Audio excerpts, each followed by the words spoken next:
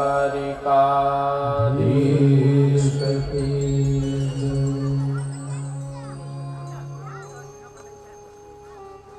ભગવાન સચ્ચિદાનંદ આનંદ ઘન સ્વરૂપ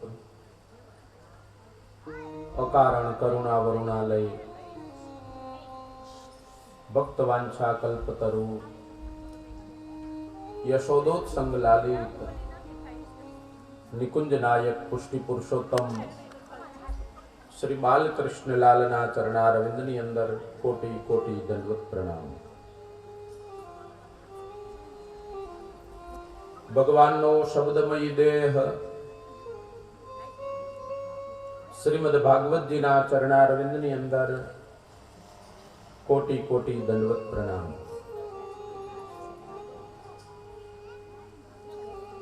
અખંડ ભૂમંડલાચાર્ય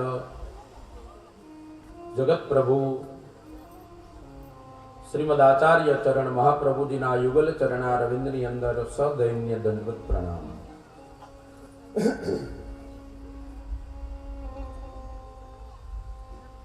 કૌલોકવાસી ધર્મેશભાઈના આત્મકલ્યાણ માટે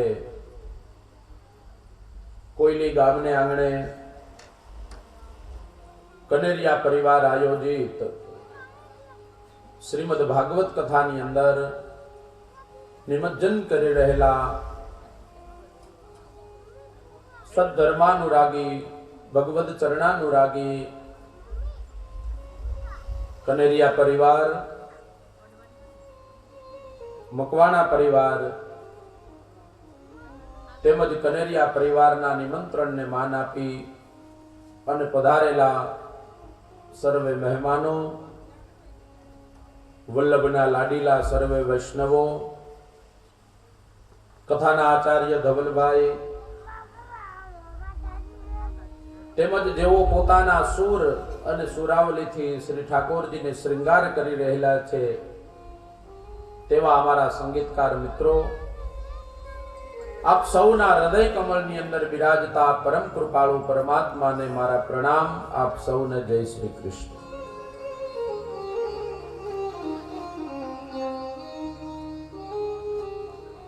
કથાના પ્રસંગમાં આપણે કથા સાંભળી. અયોધ્યાની અંદર મર્યાદા પુરુષોત્તમ શ્રી રામચંદ્રજીનું પ્રાગટ્ય થયું. અવધની અંદર પ્રભુ પ્રગટ્યા.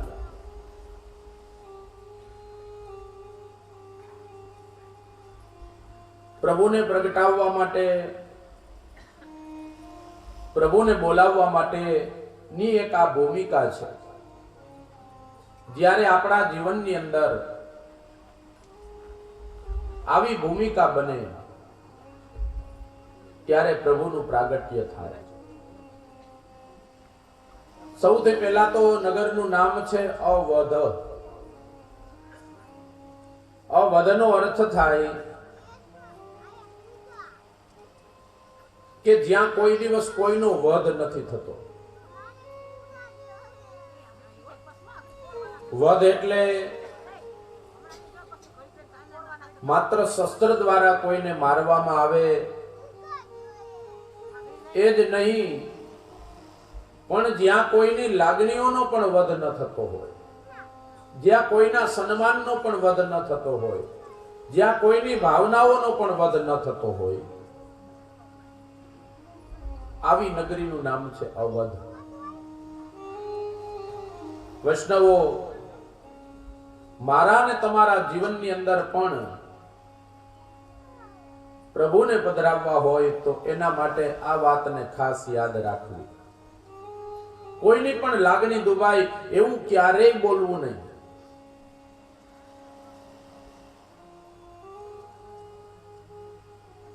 કારણ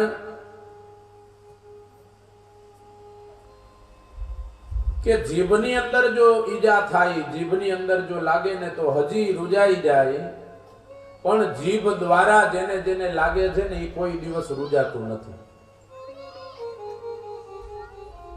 એક ગોલી અને એક બોલી આ બે એવા છે ને, ગોલી છે એ શરીરને વિંધી નાખે અને બોલી છે ને એ કોઈના હૃદયને વિંધી નાખે. એસી વાણી બોલીએ મન કા હાપા ખોલ, ઓરન કો શીતલ કરે આપ હું શીતલ હોય. એવી વાણી બોલીએ કે જેનાથી સામે વાળા વ્યક્તિને શીતળતા મળે. અને યાદ રાખજો, તમે બીજાને જે આપશો ને એ જ તમને મળશે. તમે બીજાને શીતળતા આપો એટલે આપમેળે તમને શીતળતા જ મળશે. આ અસ્તિત્વનો નિયમ છે વૈષ્ણવો. તમે બીજાને જે આપશો ને એ જ તમને મળશે. મેં તો ઘણા લોકો એવા જોયા છે કે જે અન્યને સંપૂર્ણ સન્માન આપે અને જે બીજાને સંપૂર્ણ સન્માન આપે ને એનું ક્યારેય જીવનમાં અપમાન નથી થતું. આ અસ્તિત્વનો નિયમ છે. તમે જે બીજાને આપશો ને એ જ તમને મળશે. તમારી જો માનની અપેક્ષા હોય, સન્માનની અપેક્ષા હોય તો બીજાનું સન્માન કરતા શીખો. બીજાને માન આપતા શીખો. નાની નાની વાતમાં કોઈનું આપણે અપમાન કરી નાખીએ અને ઘણાની તો બોલી દેવી હોય, સામે વાળા આખે આખા વિંધાઈ જાય. ઘણાને બોલાવ્યા ન થતા હોય. ગામના ચોરે બેઠા હોય ને આપણે નીકળીએ એમ પૂછીએ, બેઠા છો ને? તો કે કહેતા હોય તો ઊભા થઈ જાય. લે હવે એમાં ક્યાં એને કઈ કહી નાખ્યું. આપણે પ્રેમથી પૂછીએ કેમ બેઠા છો ને? નાના ગયો તો ઊભા થઈ જાય. અને ઘણાની વાણી એવી હોય જે બીજાને શીતળતા આપે.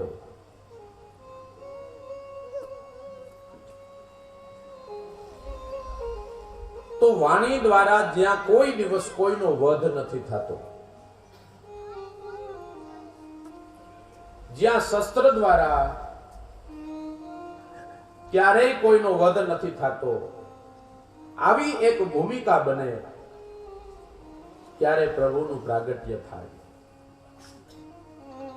અને એવા રાજ્યની અંદર રાજા છે દશરથ, અને એના વર્ણનની અંદર તુલસીદાસજી લખે છે,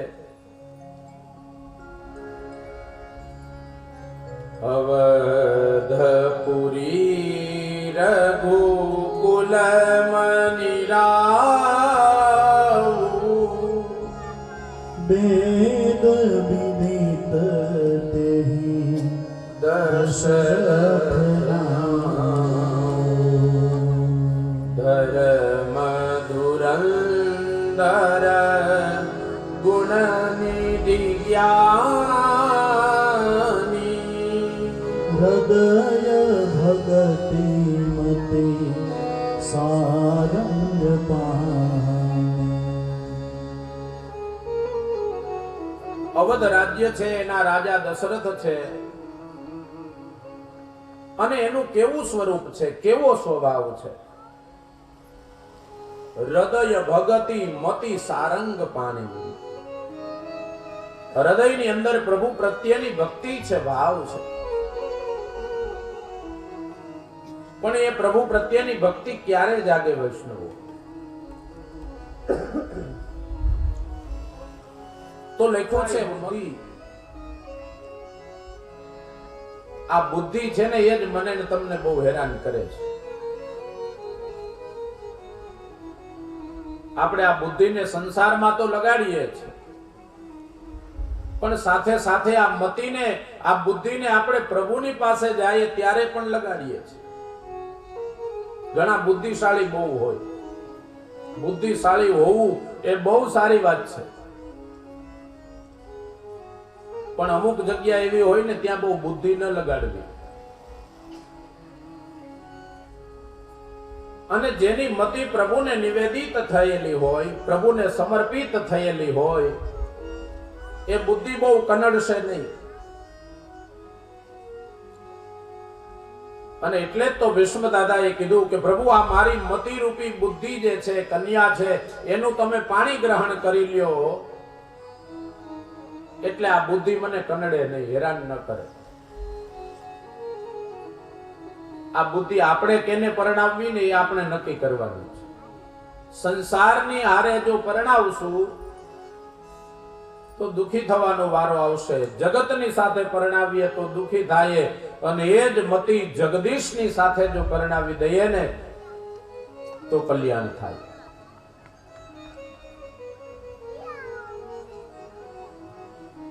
બાકી બુદ્ધિ તો બધાની અંદર છે. સુમતિ કુમતિ સબ કે ઉર રહી. શું કહે તુલસીદાસજી? સુમતિ કુમતિ સબ કે ઉર રહી. સુમતિ કુમતિ સબ કે ઉર રહી. બધાની અંદર સુમતિ અને કુમતિ બંને જ છે. પણ હવે સાંભળજો, જહાં સુમતિ તહાં સંપત્તિ નાના. जहाँ कुमति वहाँ विपद निधाना. જહાં સુમતિ તહાં સંપત્તિ નાના. જ્યાં સુમતિ હોય, સન્મતિ હોય, સદબુદ્ધિ હોય, ત્યાં બધી જ સંપત્તિ આવીને વસે વાલા. સંપત્તિ એટલે અહીંયા એવો અર્થ નહીં કરતા કે એ પૈસા પાત્ર હોય, એ ધનવાન હોય.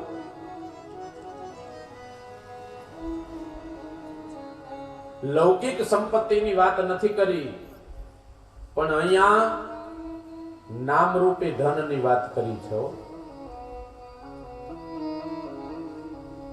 આ કયું ધન?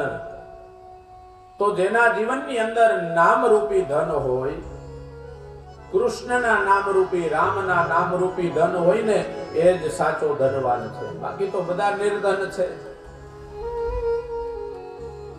અને ઓલું ધન પડ્યું હોય ને તો આખી રાત જાગવું પડે, ગોળીઓ લેવી પડે, ઊંઘ ના આવે. રાત્રે ઉઠી ઉઠીને જોતા હોય તેજુરીને કે કોઈ આવ્યું નથી ને, દરવાજા જોવા પડે.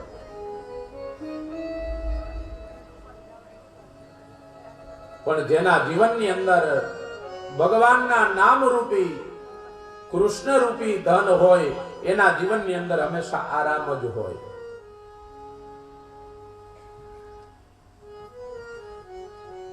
અને આ ધન કેવું છે? તો કે ખર્ચે ન ખૂટે, વાકો ચોર ન લૂટે, દિન દિન બઢત સવાયો. આ ધન એવું છે, ખર્ચે ન ખૂટે, એને જેમ ખર્ચો ને એમ વધે. લ્યો, આ ભગવાનના નામરૂપી ધન હોય ને, એને તમે જેમ વાપરો ને એમ વધે. કથાની અંદર જાય ને ઊભા થઈને બધાને કીર્તન કરાવીએ ને, પ્રભુનું નામ લેવડાવીએ, એટલે ધન વધતું જાય. અને ઓલું ધન એવું છે, એને જેમ ખર્ચો એમ ઘટતું જાય. પણ આ નામરૂપી ધન એક એવું છે જે ક્યારેય ખર્ચાતું નથી. અને એટલા માટે જ મીરાબાઈ કહે છે, ભાયો જીવે રામ રતન ધન પાયો. ભાયો જીવે રામ રતન ધન પાયો. ભાયો જીવે રામ રતન ધન પાયો. जन्म जन्म की पूंजी पाई. जन्म जन्म की पूंजी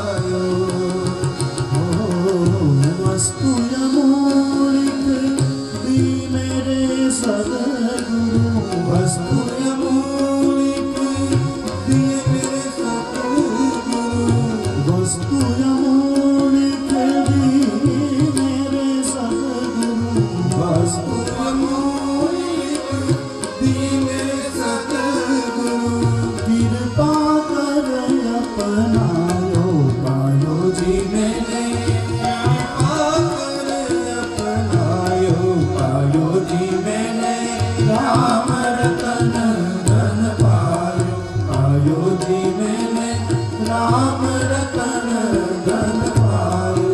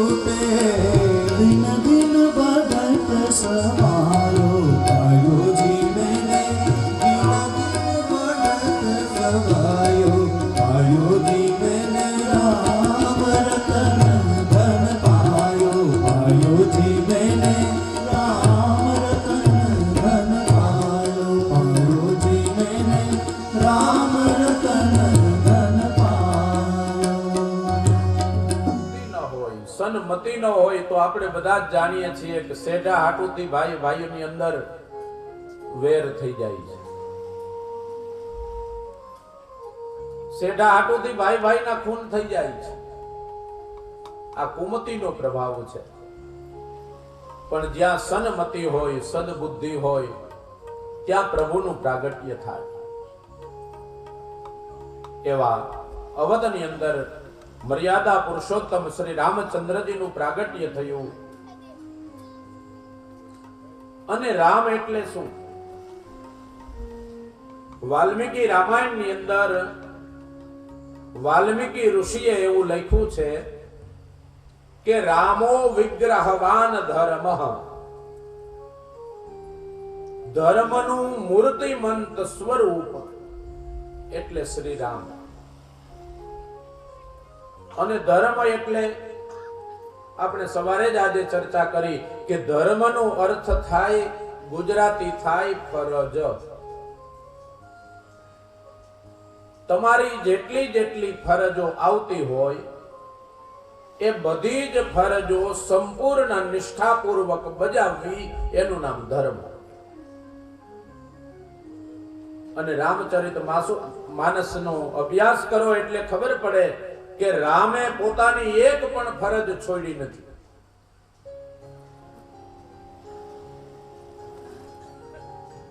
રામે ક્યારેય કોઈની આજ્ઞાનું ઉલ્લંઘન પણ નથી કર્યું.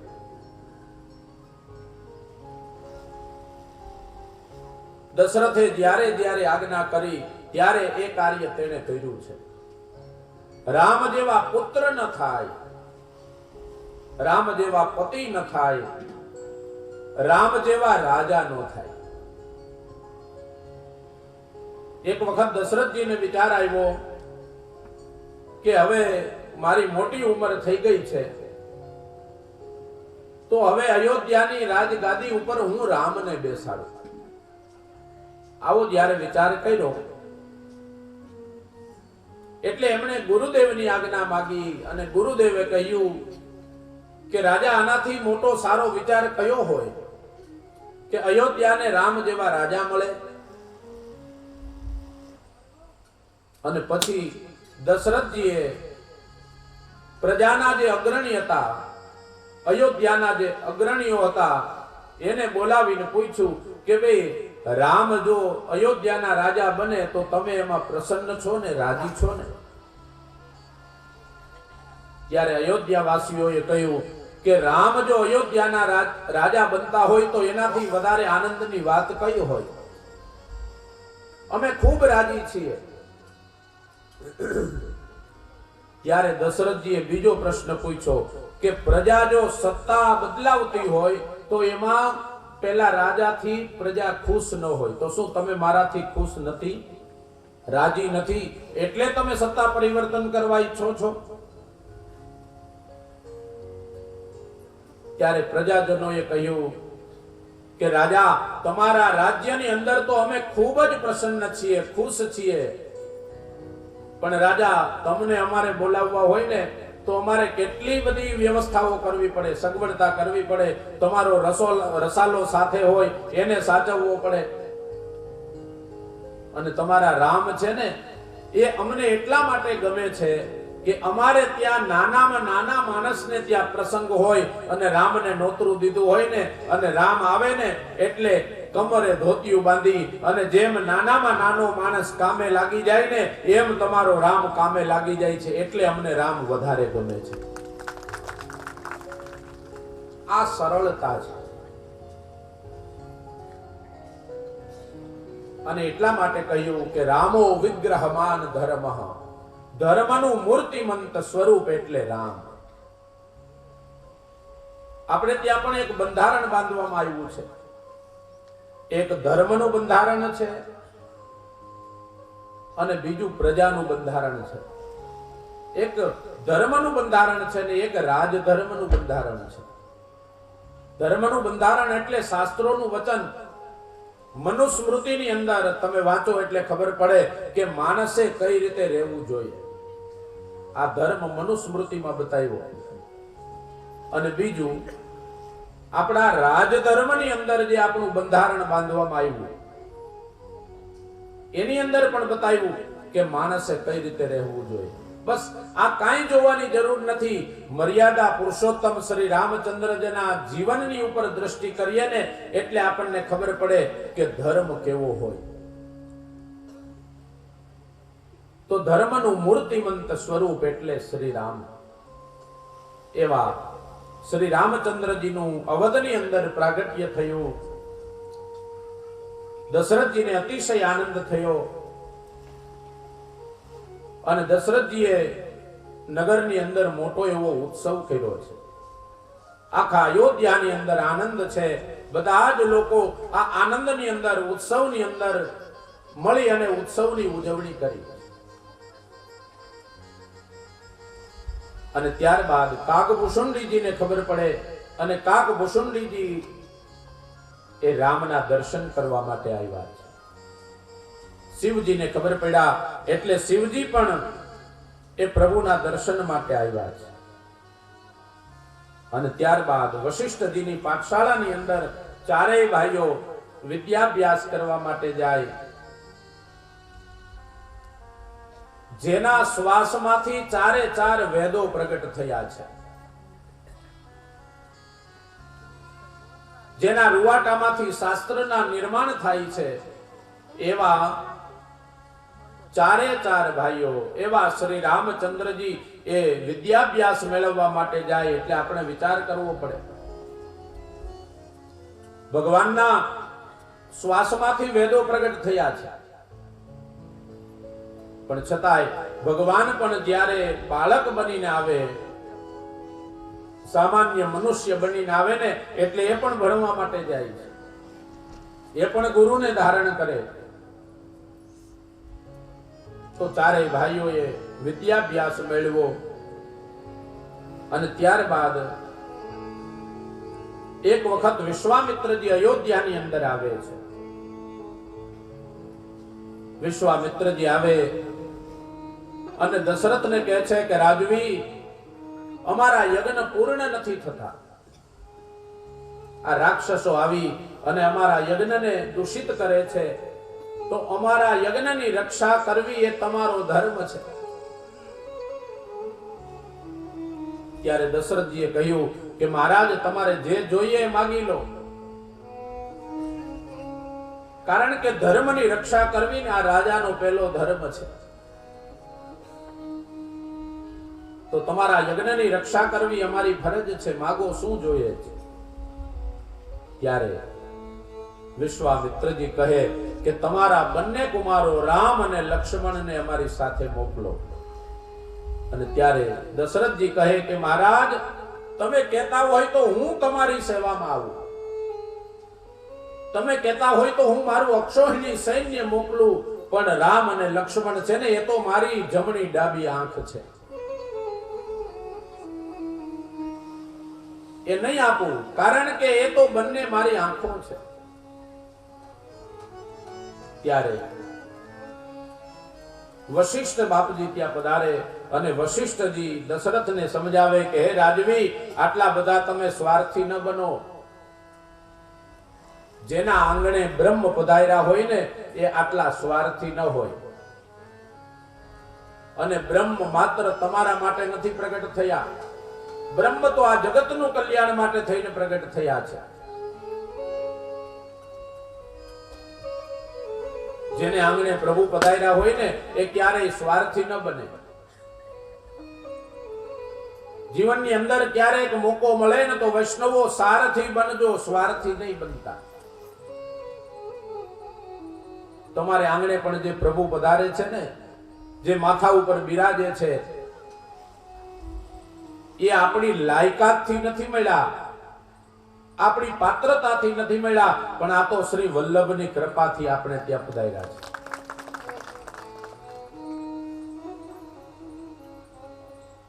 એટલે તો આપણા માર્ગની અંદર આજ્ઞા છે કે તમે પ્રભુને આરોગાવો. કદાચ રોજ ભલે ને 56 ભોગ ધરતા હોય, પણ તોય પ્રભુ આરોગશે નહીં. શ્રી વલ્લભની કાની કરવામાં આવે ત્યારે જ તો પ્રભુ આરોગે છે. આપણું કાંઈ ન આવે તો પ્રભુ બિરાજતા હોય તો એના માટે ક્યારેય આટલા સ્વાર્થી ન બનશો.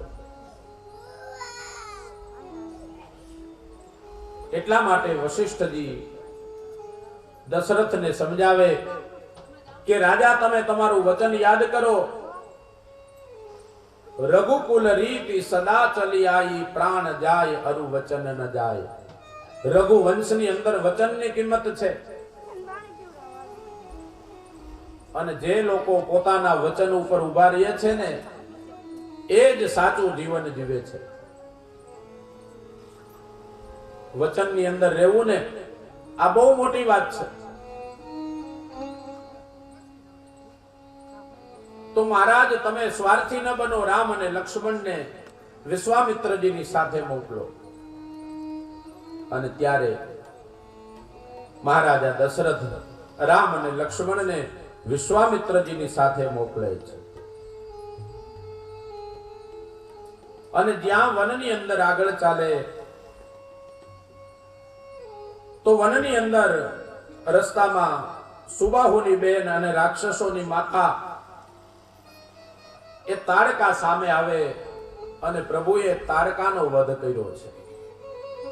જો હવે રામાયણ અને ભાગવત આ બેયને તમે સરખાવો ને એટલે કથા સરખી જ આવશે. પ્રભુ શ્રીમદ ગોકુળની અંદર પ્રગટ થયા એટલે પહેલો વધ કોનો કરે છે? પૂતનાનો.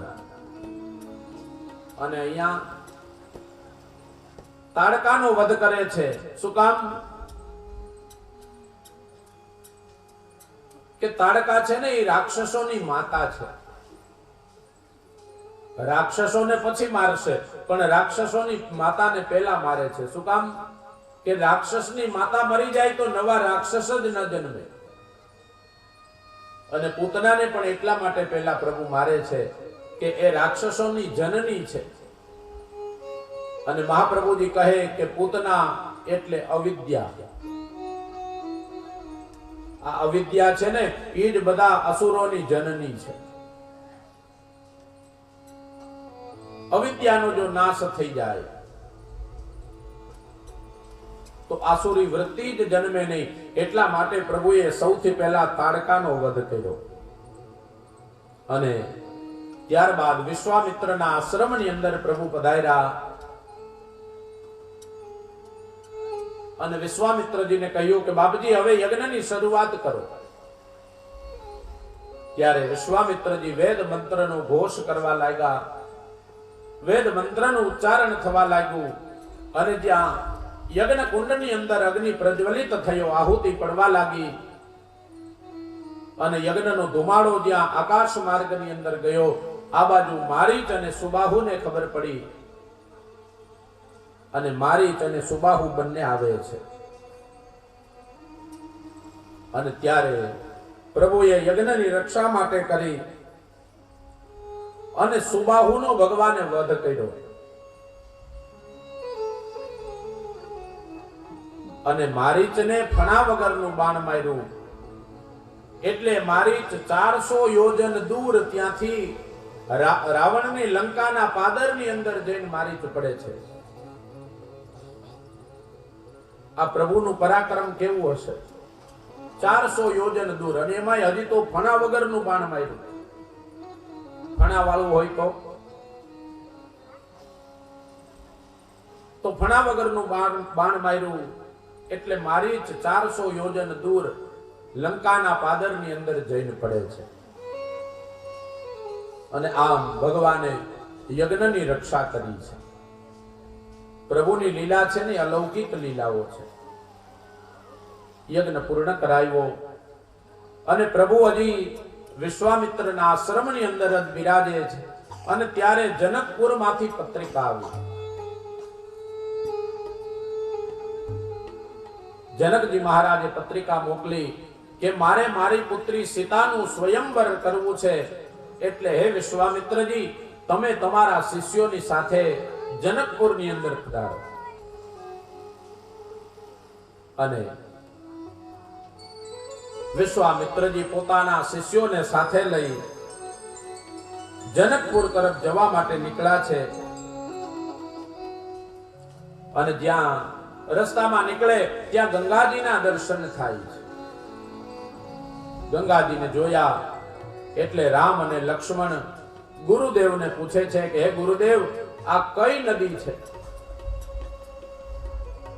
ત્યારે વિશ્વામિત્રજી પણ કહે કે અરે, જેના રોમે રોમમાંથી ગંગા યમુના પ્રગટ થાય છે એ પ્રભુ આજે મને પૂછે છે કે આ કઈ નદી છે. કારણ કે પ્રભુ સામાન્ય વ્યક્તિ બનીને આવ્યા છે. અને સામાન્ય વ્યક્તિ બન્યા છે ને એટલે સામાન્ય વ્યક્તિ બનીને જ રહે છે. ત્યારે વિશ્વામિત્રજી કહે, અરે રામ, તમારા પૂર્વજોને ઉદ્ધાર કરવા માટે થઈ અને તમારા પૂર્વજ ભગીરથ રાજાએ ગંગાજીનું તપ કર્યું હતું.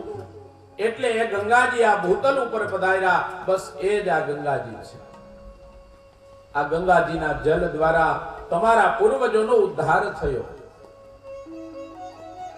અને ત્યારે પ્રભુ એ ગંગાજલમાંથી આચમન કરે છે. ગંગાજીની અંદર સ્નાન કરે છે. ગંગા અવતરણની કથા બતાવી. ત્યારબાદ પ્રભુજી આગળ ચાલે તો ત્યાં રસ્તાની અંદર એક શિલા પડી છે. અને એ શિલાને જ્યારે પ્રભુના ચરણ રજનો સ્પર્શ થાય એટલે એ શિલા સ્ત્રી બની ગઈ. પરીક્ષિત રાજાએ પૂછ્યું કે ગુરુદેવ, એ સ્ત્રીને ચરણની રજનો સ્પર્શ થયો અને સ્ત્રી બની ગઈ, એ કોણ હતી? તો કહ્યું કે ગૌતમ નારી અહલ્યા, અને એને શ્રાપના કારણે શિલા બની હતી. અને પ્રભુના ચરણની રજનો સ્પર્શ થયો ને એટલે એ શિલામાંથી એ સ્ત્રી બની ગઈ. આ ચરણ રજનો મહિમા છે. ચરણ રજનો કેવો મહિમા છે આપણે પણ બધાએ અનુભવ્યું હશે. વ્રજની અંદર આપણે જાય ને એટલે વ્રજની રજની અંદર વૈષ્ણવો આલોટતા હોય.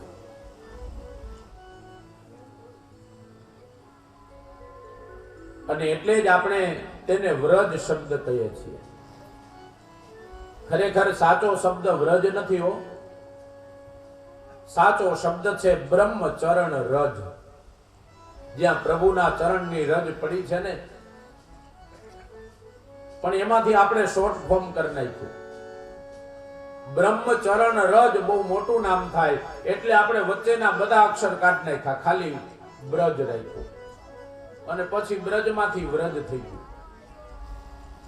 તો જ્યાં પ્રભુના ચરણની રજ પડી છે એને બ્રહ્મચરણ રજ કહેવાય. અને રજનો મહિમા છે.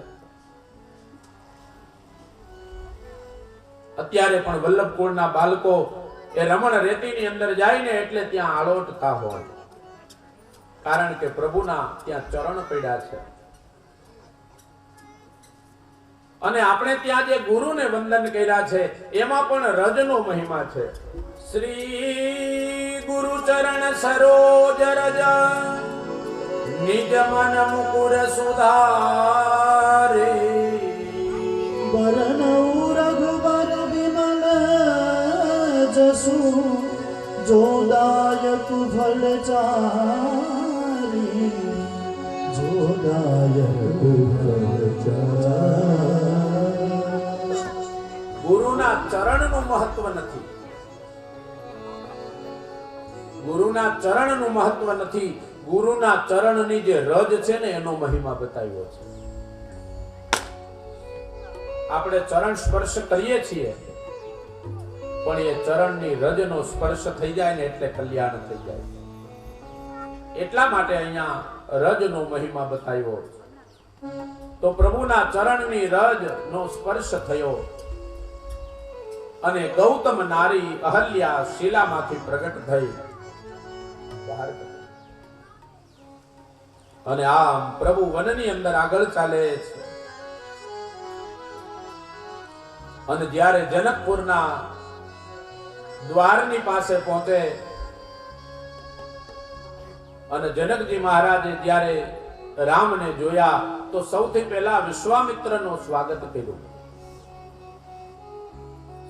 કર્યું અને જનકજીની દ્રષ્ટિ જ્યારે રામજી ઉપર પડી તો રામજીને જનકજી મનોમન કહેવા લાગ્યા કે આજ મારા જમાઈ બને.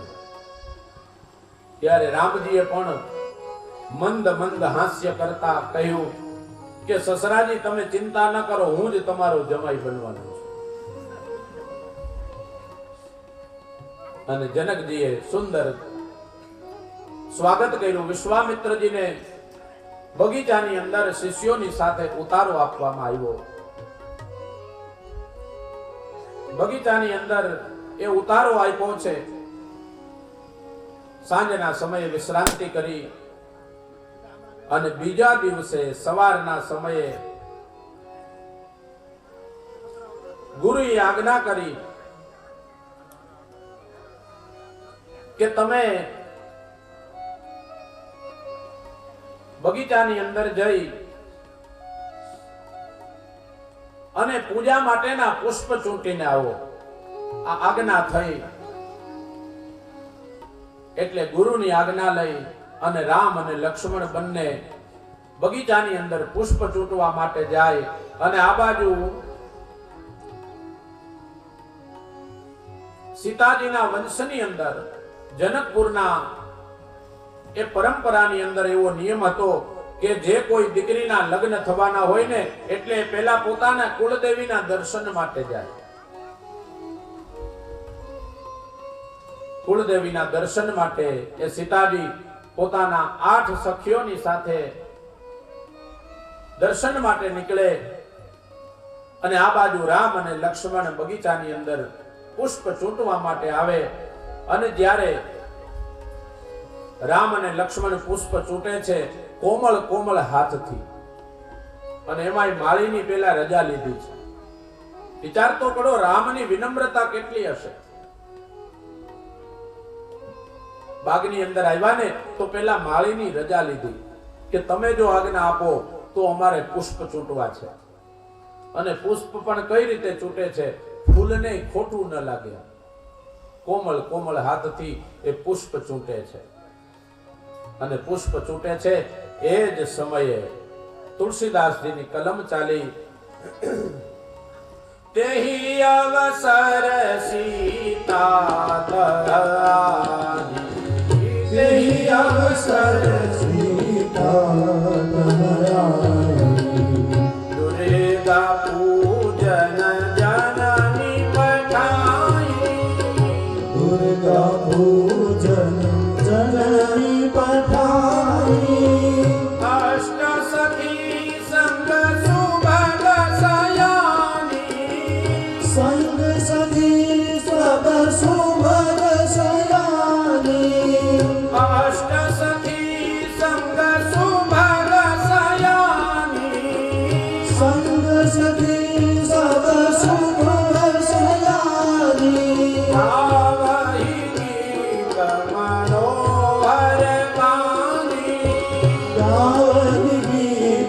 મનોહર વાણી એહી અવસર સીતા કહાની.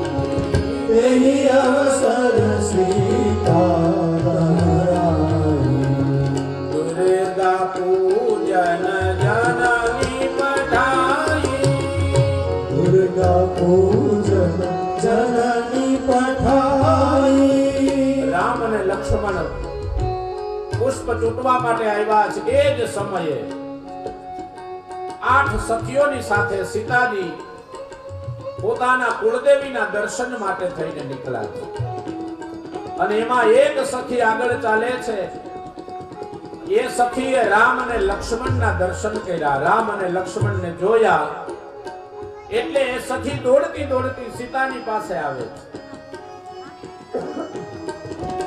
સીતાની પાસે દોડતા દોડતા આવીને કે હરી સીતે, જો તો ખરી આજે જનકપુરની અંદર 2 સુંદર કુંવર આવ્યા છે. 2 કુંવર આવ્યા છે અને કેવું તેનું સુંદર સ્વરૂપ છે. દેખન બાગ કુંવર દોઈ આયે. દેખન બાગ કુંવર દોઈ આયે. દેખન બાગ કુંવર દોઈ આયે. દેખન બાગ કુંવર દોઈ આયે. રામ લખન સુંદર દો ભાઈ. કિશોર સબ ભાતિ સુહાય.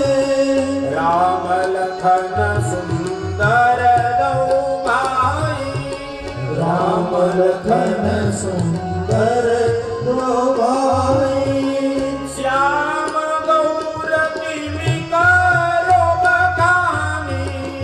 શ્યામ ગૌર કી બખાની.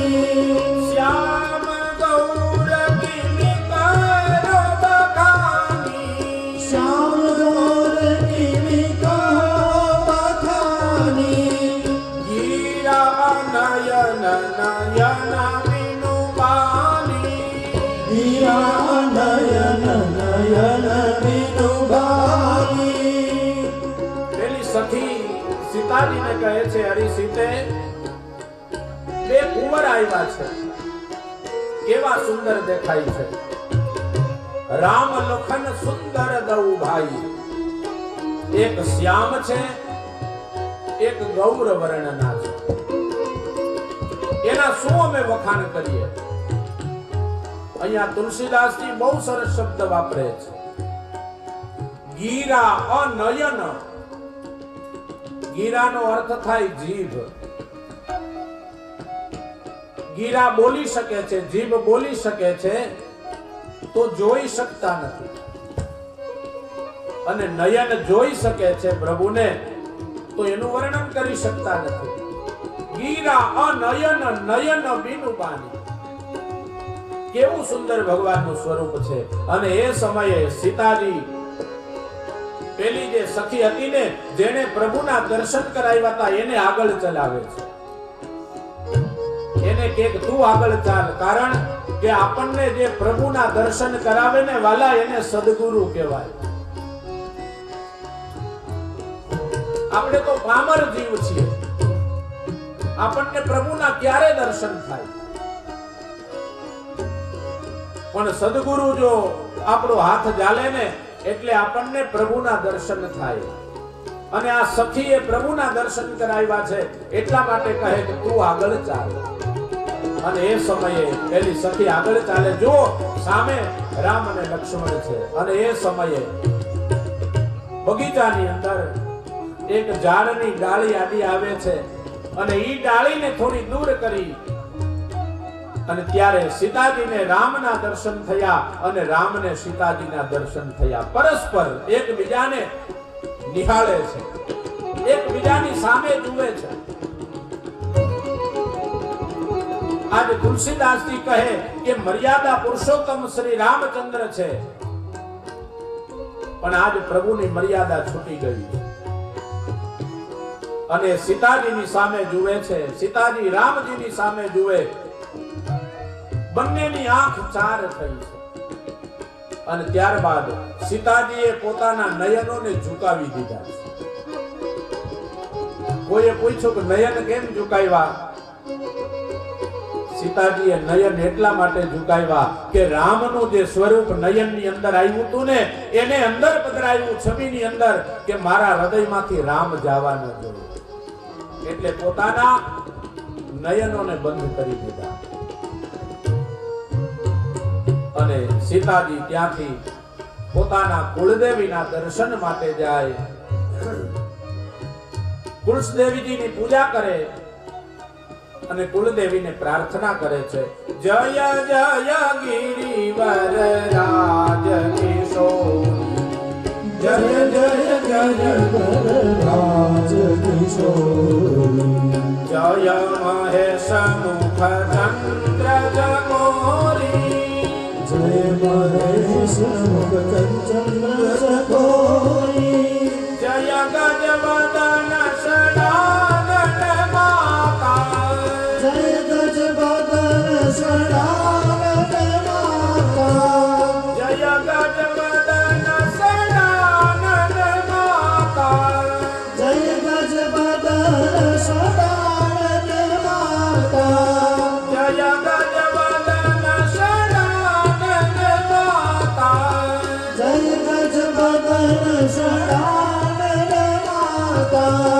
જગત જનની દામિની દ્યુતિ ગાતા, જગત જનની દામિની દ્યુતિ ગાતા, જય જય ગિરિવર રાજ કિશોરી, જય જય ગિરિવર રાજ કિશોરી, જય મહેશ મુખ ચંદ્ર જગોરી, જય મહેશ મુખ ચંદ્ર ચકોરી.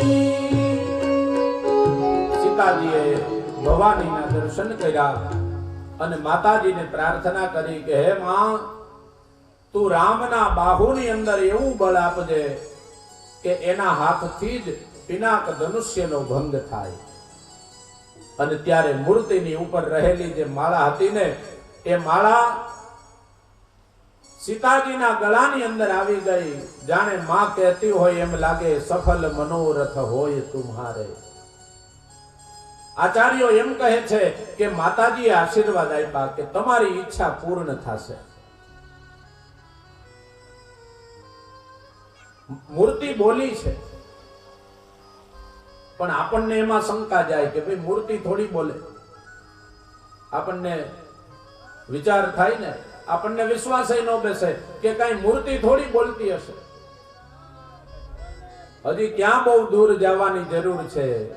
250-300 વર્ષ પહેલા જ સાળંગપુરની અંદર જ્યારે હનુમાનજીને બેસાડવામાં આવ્યા ને, ગોપાળાનંદ સ્વામીએ જ્યારે પધરાવ્યા ને, તો ત્યાં જે મૂર્તિ બેસાડી ને, એ મૂર્તિ પહેલા બોલતી હતી.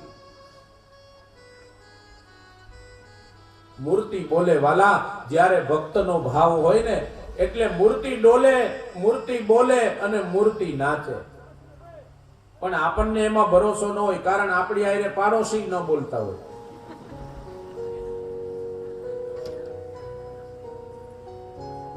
આપણે કચરો કાઢવા હાટું ને વાળવા હાટું દેની આરે બાયદા હોય.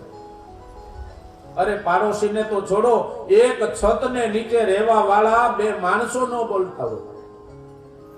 15 દીના અબોલા હોય. એક ભાઈને પોતાના પત્ની હારે ઝઘડો થયો એટલે બોલે નહીં, પણ બીજે દિવસે સવારે ટ્રેન પકડવાની હતી, જવાનું હતું, પણ હવે ઘરવાળા એને બોલે તો નહીં કે ભાઈ મારે 7 વાગ્યાની ટ્રેન છે એટલે મને 5 વાગે જગાડી દેજે. હવે એમ કેમ ઈગો મૂકી શકે? કેમ સામેથી બોલાવે? અમુક લોકોને છે ને આવો પાવર બહુ હોય, એ સામેથી પહેલ ના કરે. ઈ કે હું થોડો એને નમું, હું કઈ થોડો એને બોલાવું. પણ યાદ રાખજો વૈષ્ણવો, આ જગતના તમામ ક્ષેત્રની અંદર, વ્યવસાયિક ક્ષેત્ર હોય, પરિવારનું ક્ષેત્ર હોય, પણ જ્યાં જે વ્યક્તિ સરળ હશે ને, એ જ બધાને વાલો લાગશે. જે નમશે ને એ જ બધાને ગમશે, એ બધાને ગમતા હોય. એટલે ઓલા ભાઈ કે હું થોડો બોલાવું, પણ હવે સવારે પોતાની જાત ઉપર ભરોસો હતો કે આપણે કોઈ દી ઉઠતા જ નથી. ગમે એટલા અલાર્મ વગડીને બંધ થઈ જાય, પણ ખબર જ હતી કે આપણા રામ જાગશે નહીં, અને તો આ ટ્રેન ચૂકાઈ જાય. શું કરવું? એટલે એક ચિઠ્ઠી લખી પોતાના પત્નીને, પ્રિય, પાછું સંબોધન બહુ સારું લ્યો, પ્રિય, આપને માલુમ થાય કે મારે સવારે 7 વાગ્યાની ટ્રેન પકડવાની છે, માટે મને 5 વાગે જગાડી દેજો. પત્નીના ઓશિકા નીચે મૂકી દીધી, અને આ બેનેય માથાના હો. સવારે 5 વાગે ઉઠ્યા ખરા, પણ ઉઠીને એને સામી ચિઠ્ઠી લખી, સ્વામીનાથ આપને માલુમ થાય કે 5 વાગી ગયા. આ ચિઠ્ઠી લખી અને તકિયાની નીચે મૂકી દીધી, અને ભાઈ જાયગા 10 વાગ્યા. 10 વાગે જાયગો ને ધુઆ ફુવા. અરે તે મને ઉઠાડ્યો નહીં, મારે અર્જન્ટ મીટિંગ હતી, મારે પહોંચવાનું હતું. 5 વાગે મેં તને ઉઠાડવાનું કીધું તું. કે તમે મને ક્યાં કીધું તું? તો કે જો તારા ઓશિકા નીચે ચિઠ્ઠી મૂકી છે, તો કે જરાક તમારા તકિયા નીચે જોઈ લ્યો, મેં ત્યાં 5 વાગે ચિઠ્ઠી મૂકી દીધી. તો કેવાનો ભાવ કે જ્યારે ભક્તનો ભાવ હોય એટલે મૂર્તિ બોલે છે. અને અહીંયા ભગવતી જગદંબા જગત ભાંડોદરી, આજ માતાજીએ કીધું સફળ મનોરથ હોય તુમારે. અને સીતાજી ફરીથી પોતાના મહેલની અંદર આવ્યા. આ બાજુ રામ અને લક્ષ્મણ અયોધ્યાના દર્શન, જનકપુરના દર્શન કરવા માટે નીકળ્યા. અને જનકપુર વાસીઓ બધા રામને જોઈ અને આનંદિત થાય છે. રામને જોઈને એમ થાય કે જાણે જગતની અંદર બીજું કાંઈ જોવાની ઈચ્છા જ ન થાય. પ્રભુનું એવું સુંદર સ્વરૂપ છે. અને આ બાજુ જનકજી મહારાજે સભા બોલાવી. સભાની અંદર દરેક રાજાઓ આવીને બેઠા છે. અને જનકજીએ ઉદ્ઘોષણા કરી કે આ શિવજીનું પિનાક ધનુષ્ય જે કોઈ તેની પ્રત્યંચાને ચડાવશે અથવા તો જે કોઈ તેનો ભંગ કરશે, એની સાથે હું મારી દીકરી સીતાના લગ્ન કરીશ. આ ઉદ્ઘોષણા કરી. અને એ સમયે સભાની અંદર દરેક દેશના, દરેક રાજ્યના રાજાઓ ત્યાં આવીને બેઠા છે. અને તુલસીદાસજી કહે કે દરેક રાજાઓ આવી અને પોતપોતાના ભાગ્યને અજમાવવા લાગ્યા. બધા જ પોતાના ભાગ્યને અજમાવે છે. પણ આ તો શિવજીનું પિનાક ધનુષ્ય છે. તૂટવાની વાત તો દૂર રહી, વૈષ્ણવો કોઈ તલ ભાત માત્ર પણ ચલાવી નથી શકતા. અને એ સભાની અંદર રાવણ, કુંભકર્ણ વગેરે બધા જ રાજાઓ ત્યાં હતા. અને બધા જ પોતપોતાના ભાગ્યને અજમાવે છે, પણ છતાંય કોઈ ચલાવી નથી શક્યા. અને એ સમયે જનકજી મહારાજ ઉભા થયા. અને જનકજી મહારાજે ક્રોધની અંદર આવી અને બોલવા લાગ્યા કે મને હવે એવું લાગે છે કે આ પૃથ્વી ઉપર કોઈ ક્ષત્રિયનો બચ્ચો રહ્યો નથી, કોઈ ક્ષત્રિયનો દીકરો રહ્યો નથી. આમ જ્યાં બોલ્યા ને, તો રામ તો કઈ નથી બોલતા, એ તો મર્યાદાની મૂર્તિ છે. પણ લક્ષ્મણ છે ને, એ ગમે તોય શેષનાગનો અવતાર છે. નાગની પૂંછડી ઉપર પગ પડે તો શું થાય? ઊભો થાય ને. અને લક્ષ્મણજી ઉભા થયા. એ જનાબ, તમે શું બોલો છો? તમે તો પિનાક ધનુષ્યની વાત કરો છો, પણ મારા ગુરુની અને મારા મોટા ભાઈની આજ્ઞા થાય ને, તો આ પિનાક ધનુષ્ય તો શું, હું આ પૃથ્વીના ગોળાને ઉત્તરમાંથી દક્ષિણમાં નાખી દઉં. અને ત્યારે રામે લક્ષ્મણને કીધું કે ભાઈ બેસી જા, હજી ગુરુની આજ્ઞા નથી. ગુરુની આજ્ઞા વિના કાંઈ ન થાય. અને એ જ સમયે વિશ્વામિત્રજીએ કહ્યું કે ઉઠહુ રામ ભંજહુ ભય ચાપા. હે રામ, હવે તમે ઊભા થાઓ અને જનકના પરિતાપને આપ દૂર કરો. અને એ જ સમયે જેવી રીતે પૂર્વ દિશામાંથી સૂર્યનો ઉદય થતો હોય અને અંધકાર દૂર થાય, એમ રામજી ઊભા થયા, પોતાના ગુરુના ચરણની અંદર વંદન કર્યા અને પિનાક ધનુષ્યની પાસે જાય. ત્યારે ભગવાને લક્ષ્મણજીની સામે ઈશારો કરીને કીધું કે હે લખાન, હવે તું આ પૃથ્વીના છેડાને દબાવજે. અને ત્યારે લક્ષ્મણે પોતાના જમણા પગના અંગૂઠેથી પૃથ્વીને દબાવી અને જ્યારે બધા સામે જુએ ન જુએ, એક ક્ષણની અંદર જેમ સૂર્યના કિરણો આવે અને એક પ્રકાશનો પુંજ થાય, બધા જુએ ન જુએ, કઈ વિચારે ન વિચારે, પિનાક ધનુષ્યને 4 પ્રદક્ષિણા કરી અને પિનાક ધનુષ્યને હાથમાં લઈ અને 2 ભાગ કર્યા. અને ત્યારે મોટો એવો અવાજ થયો, દેવતાઓ જય જયકાર કરવા લાગ્યા. બોલીએ શ્રી રામચંદ્ર ભગવાન. રામ મધ્ય ધનુ તોરા, હરે ભુવન હર ઘોર કઠોરા. ચંદ્ર રામ મધ્ય ધનુ તોરા, હરે ભુવન ધુનિ ઘોર કઠોરા. ચંદ્ર રામ મધ્ય ધનુ તોરા, હરે ભુવન ધુનિ ઘોર કઠોરા.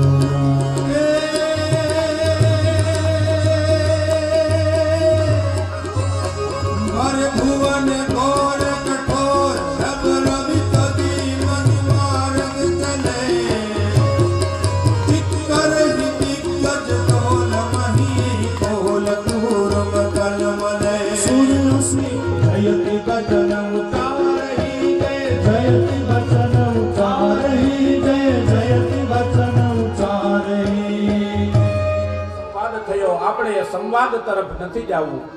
અને આ બાજુ વિશ્વામિત્રજીને જનકજીએ કહ્યું કે તો હવે દશરથને મોટેરી જાડેરી જાન લઈને તેડાવો. રામજીના લગ્ન નક્કી થયા અને રામજી રીસાણા. વિશ્વામિત્રજીએ પૂછ્યું કે પ્રભુ શું થયું? તો કે મહારાજ, અમે જૈનમાં 4 ભાઈ સાથે, અમે 4 ભાઈઓ સાથે અભ્યાસ કરવા માટે ગયા. 4 નાનપણથી મોટા થયા, ભેગા રહીમાં, અને હું એકલો થોડો પરણો. અને આ વાતની જનક રાજાને ખબર પડી. ત્યારે જનક રાજાની અને તેના ભાઈઓની દીકરીની સાથે રામ, લક્ષ્મણ, ભરત અને શત્રુઘ્નના એ વિવાહ નક્કી થયા. અને અયોધ્યાની અંદર પત્રિકા મોકલાવી અને અયોધ્યામાંથી દશરથ વગેરે બધા જાડેરી જાન જોડી અને જનકપુરની અંદર પધાર્યા. સુંદર રીતે ભગવાનના વિવાહનો વિધિ થયો અને બધા જ જાનૈયાઓએ લગ્નના લાડવા ખાધા અને ઘણા સમય સુધી જાન રોકાણી. પણ 4:30 વાગી ગયા છે એટલે જાનૈયા ભલે બધાએ લાડવા ખાય, આપણે પણ અહીંયા જે કાંઈ ચા પાણીની વ્યવસ્થા હોય એ લઈ અને ફરીથી કથાનો પ્રારંભ કરશું. અને એક વિશેષ આનંદની વાત, આજે આવો સુંદર આપણી કથાનો પ્રસંગ ચાલે